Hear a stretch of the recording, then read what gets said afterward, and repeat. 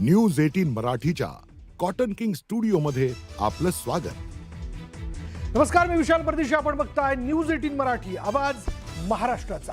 चला, आपला महाराष्ट्रामध्ये सुरुवात करूया चर्चेतल्या बातमीने।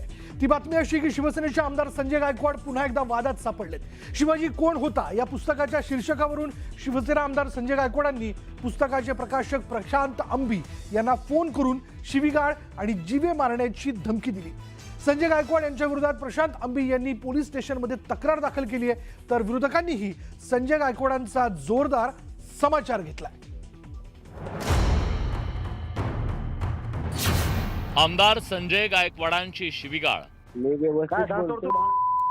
तू राहायचं कुठं? तू मी कोल्हापुरात राहतो। तुझ्या घरात घुसून मारून तुला मी प्रकाशकांना दिली जीवे मारण्याची धमकी। तू जीप कापून टाकीन मी। बर बर, बघूया की। हा. या उद्या जीप कापायला येतोच मी, थांब जरा तू।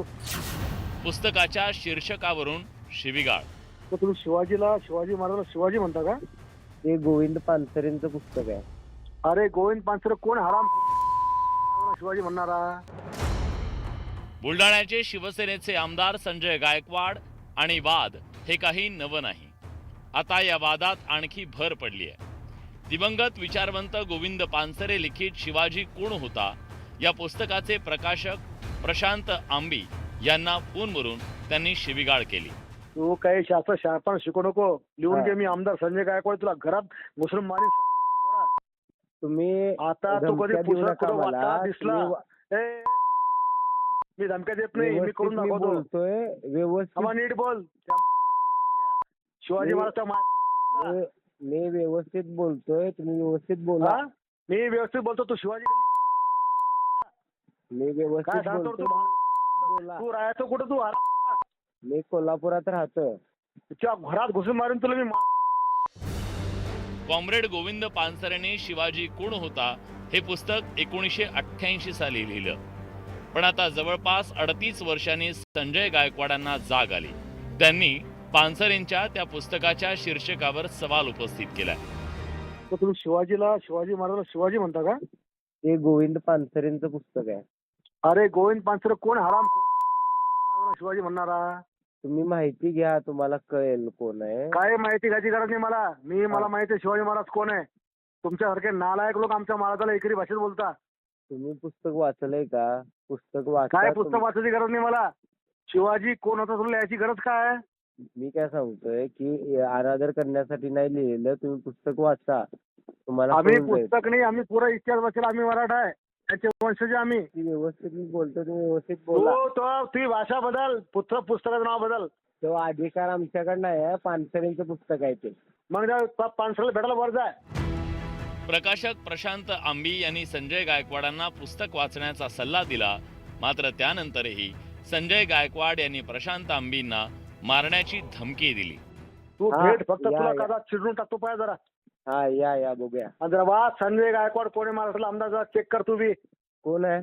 चेक कर, तू फेसबुक कर, व्हिडिओ कर, युट्यूब कर, पाय समजेल तुला काय आहे। डॉन आहे का मोठा? ते तुला समजेल काय आहे। बर, मग तू आमचा महाराजाचा अपमान कर। तू कोण? अरे बाबा, तुला औरंगजेबाची का तू? सांगितलं ना, आता तू जसा प्रेम करतोस ना तसं आम्ही पण शिवाजी महाराजांना प्रेम करतोय। तू जीप कापून टाकीन मी। बर बर, बघूया की। हा. या उद्या जीप कापायला। येतोच मी, थांब जरा तू। या उद्या या। या धमकी प्रकरणी प्रशांत आंबी पोलिसात तक्रार करणार आहेत, तर पुस्तकाचे लेखक स्वर्गीय कॉम्रेड गोविंद पानसरेंच्या सून मेघा पानसरेंनी संजय गायकवाडांचा निषेध केलाय। मी 2012 पासून चळवळीमध्ये सक्रिय आहे। अशा अनेक धमक्या मला आलेल्या आहेत। अशा धमक्यांना आम्ही भीक घालत नाही आणि इथून पुढेही घालणार नाही। अनेक धमक्यांकडे ह्यापूर्वीसुद्धा आम्ही दुर्लक्ष केलेलं आहे, पण हा जो कालचा कॉल आहे हा एका लोकप्रतिनिधीचा कॉल आहे आणि लोकप्रतिनिधीची जबाबदारी हे जनतेप्रती जास्त असायला हवी। एखादा लोकप्रतिनिधी जर जनतेला अशा पद्धतीनं घाणेरड्या भाषेमध्ये बोलत असेल तर हे बरोबर नाही। अशा पुस्तकाबद्दल, या ज्या पुस्तकाचा लेखक ज्याचं खून झालेलं आहे त्याच्या विचारासाठी, यांच्याबद्दल इतक्या आक्षेपार्ह भाषेमध्ये, अर्वाच्य भाषेमध्ये बोलणं याचा मी तीव्र निषेध करते। महाराष्ट्रामध्ये अशी परिस्थिती आलेली आहे का की एका ज्येष्ठ नेत्याबद्दल, त्याच्या पुस्तकाबद्दल इतक्या खालच्या पातळीवर जाऊन बोललं जातं, त्यांच्यावर कारवाई होणार की नाही असा मुद्दा माझ्यासमोर आहे. संजय गायकवाडांच्या या शिवीगाळीवरून राजकारण तापलंय. विरोधकांनी संजय गायकवाड यांच्यावर टीकेची तोफ डागली आहे. संजीवला जर त्या प्रकाशकाला हात लावला तर संजूला गंजू करून सोडू, जर त्या प्रकाशकाला हात लावला तर संजूला गंजू करून सोडू, हे लक्षात ठेवा त्यांनी. संजय कुणालाही धमकी देणं, कुणालाही या राज्यामध्ये हा गुन्हा आहे आणि असं असेल तर ते दुर्दैवी आहे. माननीय मुख्यमंत्री या राज्याचे गृहमंत्री आहेत, त्यांनी तातडीने त्याच्यात लक्ष घालून त्यांना सुरक्षितता द्यावी. कारण कदम चर्चा होऊ शकते ना, मतभेद एका सशक्त लोकशाहीत मतभेद जरूर असू शकतात, पण म्हणून धमकी देणं योग्य नाही. गोविंद पानसरे हे आमचे हिरो आहेत आणि शिवाजी कोण होता हे पुस्तक आम्हाला मार्गदर्शक आहे. आणि या पुस्तकाच्या अनुषंगानं अशा प्रकारची मांडणी जी आहे ही गोविंद पानसरेंचा खून, नरेंद्र दाभोळकरांचा खून अशी असणाऱ्या मानसिकतेचंच प्रतिबिंब त्यांच्या त्या क्लिपमधून झळकत आहे. विशेष म्हणजे धमकी दिल्याच्या या वादावर संजय गायकवाडांनी स्पष्टीकरण दिलंय. त्याला मी जीभ हासडायची जी काही भाषा वापरली, 100% अशा माणसाची जीभ हासडलीच पाहिजे. आणि अशा पुस्तकांमध्ये जिथे शिवरायांचा विकृत इतिहास किंवा एकेरी भाषा, आम्ही नाही या महाराष्ट्रात शिवरायांचा अपमान सहन करू शकत नाही, अशा प्रकारची पुस्तकं आम्ही वाचू शकत. आणि म्हणून ही पुस्तकं देखील अशा प्रकारची ज्याच्यामध्ये शिवरायांबद्दलचं विचित्र ठिकाण आहे हे देखील नष्ट केलं पाहिजे. गेल्या वर्षी त्यांनी आमदार निवासातल्या कॅन्टीनमधील कर्मचाऱ्यांना मारहाण केली होती. तर जो राहुल गांधींची जीभ कापून आणेल त्याला मी 11 लाखांचं बक्षीस देईन असं जाहीर आवाहन गायकवाडांनी केलं होतं. छत्रपती शिवाजी महाराजांच्या जयंतीच्या मिरवणुकीत त्यांनी पोलिसांची काठी हिसकावून तरुणांना मारहाण केली होती.